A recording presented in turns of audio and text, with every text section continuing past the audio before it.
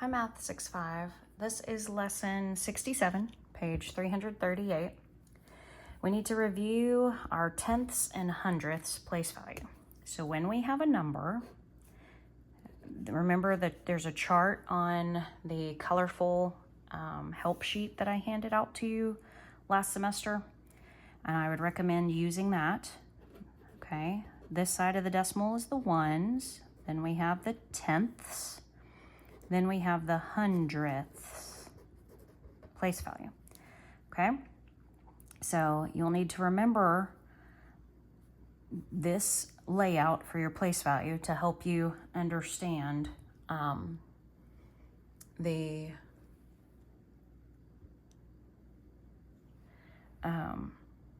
this lesson. Okay, all right, so let's get started. For this lesson, I'm going to flip that over, or maybe you can't see it as well. They're going to ask you to write a common fraction. When you see the words common fraction, don't worry about that. Just, it's a fraction. It's just a normal fraction, okay, that you're used to writing and working with, okay? So we're going to see some examples where they give you the words 1/10. We're going to use our place value that I just flipped over, and we're going to write that as a fraction and as a decimal number.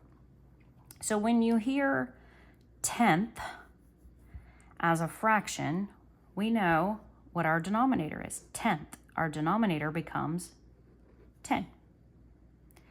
And so that's this part of your words, tenth. On these words, it tells you how many tenths, and we have 1. So that is your numerator.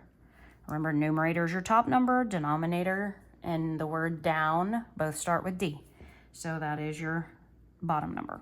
Okay, as a decimal number, we can look at on 1/10, we know that the 1 has to land in the tenths spot of a place value. So we would put a 0 in the ones, we would have our decimal, and then how many tenths?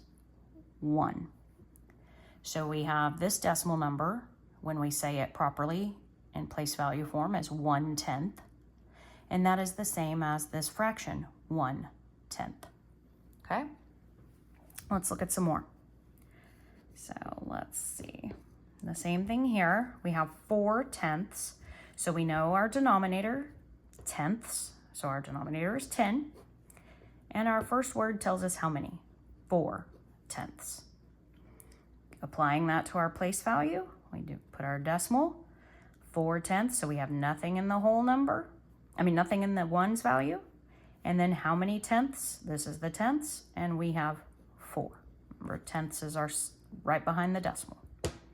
Okay, let's look at some more examples. This one, we have 1 and 1/10. So now we have a whole number in this one. We have something to go in our ones. We have a whole number 1. So this is, remember, going to be a mixed number, 1 and. So let's look at that's the whole number. Now 1/10. We know we're going to have a fraction here. The tenth tells us our bottom is 10. The 1 tells us how many tenths. Okay? Going back to our decimal number, we have a whole number now. The whole number 1, and then we have a decimal. Remember, that means and when we write it out. And then 1/10. We know after the 10th, 1 and 1/10. So 1 decimal 1. Okay? All right. Let's look at, now we're changing gears a little bit to hundredths. So now we're going to have 2 digits after the decimal. So 4 hundredths. When we hear hundredths, we know the bottom of our fraction becomes 100. Okay, so tenths, the bottom of our fraction is a 10. Hundredths, the bottom of our fraction is 100. Okay, how many hundredths to write as a fraction? 4. 4 hundredths. Let's make that into a decimal number. We put our decimal, and we know we need 1, 2 spots after the decimal. We don't have a whole number in the ones, so we're going to put a 0. and then 400ths. So my 10th spot does not have a 4 in it. My 100ths spot is where I land with the 4 in the second spot. So what do I put here? I can put a 0 right there because I don't have any tenths, but I have 400ths. Okay? Let's look at another example. 30 hundredths. Again, hundredths, my denominator for hundredths is 100. And how many do I have? That is my numerator. Okay? Hundredths, I'm going to have 1, 2 place value, decimal places after the decimal. 30 has to end in hundredths. So my 30 can't end here, it has to end here. So the last digit in 30 is a 0, and then I put the 3 there. So I have 30, and it lands in the 100th spot. It stops in the 100th spot. And I can fill in my whole number, my 1's place with a 0. Okay? All right, so if we look at a little key here, fractions with the denominator of 10 only have 1 decimal place, 1 digit after the decimal. Do you see that? 4/10, and there's only 1 digit after the decimal. 10 only has 1 0. If you have 100, there's 2 zeros. So you're going to have 1 2 places after the decimal. 4 hundredths, 2 places after the decimal. 30 hundredths, you have the decimal, and then you have 1 2 after the decimal. Okay? All right, write this fraction as a decimal number. So 5 and, remember our decimal means and, okay? So 5 and, so we have a whole number that we can put in our 1 spot, 5, decimal and then we have 31 hundredths. Hundredths have 1, 2, tenths, hundredths, okay? So we have to, the last digit of 31 has to land in the 100th spot, and the last digit is a 1, the first digit is a 3. Okay, that's how you would do that. Let's look at going the other way. This one gives us our decimal, and it wants it to be written as a fraction or mixed number. Okay, so this is read properly as 4 and 7 tenths. I heard a whole number in there, 4. A mixed number has a whole number, so our whole number is 4 and 7 tenths.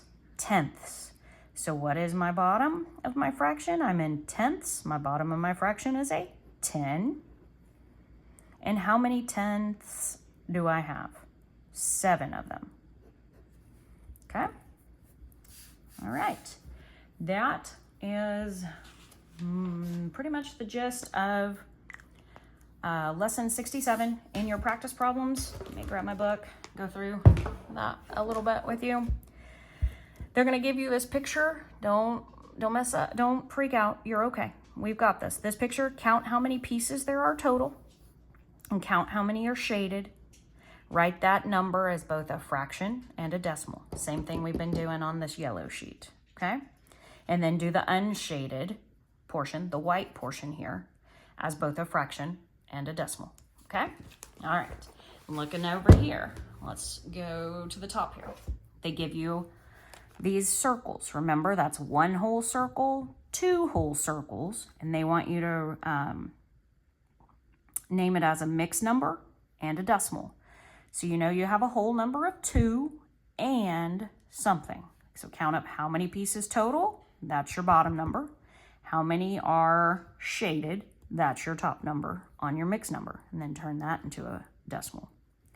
When you see a big square like this, it has 100 pieces in Saxon. That's just kind of how it goes.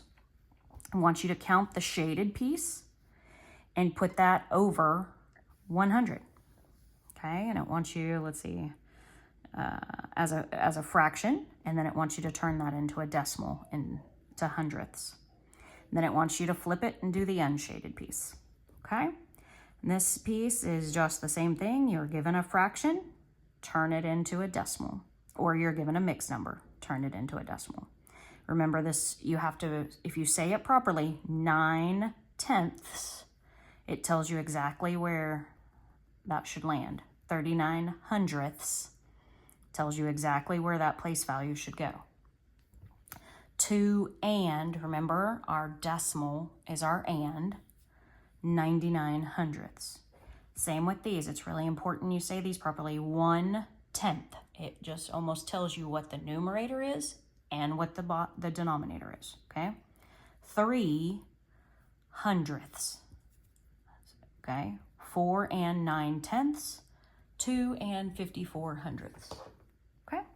All right, do your practice problems and have your parents check those over and correct them as you need to. Bye, guys.